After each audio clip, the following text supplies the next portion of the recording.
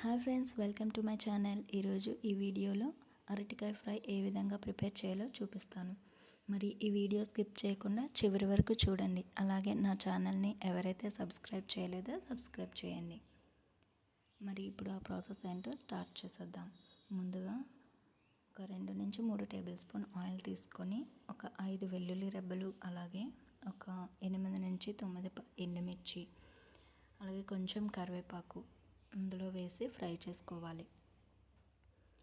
ఇవి కొంచెం ఫ్రై అయిన తర్వాత కట్ చేసి పెట్టుకున్న ఈ అరటికాయ ముక్కలను ఇందులో వేసి బాగా కలుపుకోవాలి.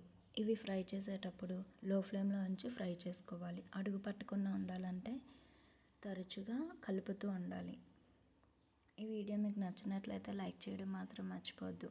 మీరు ఇచ్చే లైక్ నాకు ఎంతగానో యూజ్ అవుతుంది. సో ఈ విధంగా 2 నిమిషాల పాటు ఫ్రై చేసుకొని మూత పెట్టుకొని ఫ్రై చేస్తే త్వరగా ఫ్రై అవుతుంది.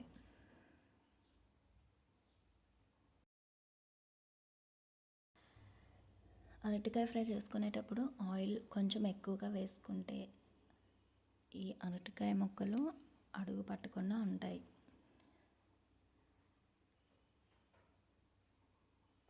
ఈ విధంగా కలుపుకున్న తర్వాత మూత పెట్టుకొని ఒక 2 నిమిషాల పాటు ఫ్రై చేసుకోవాలి.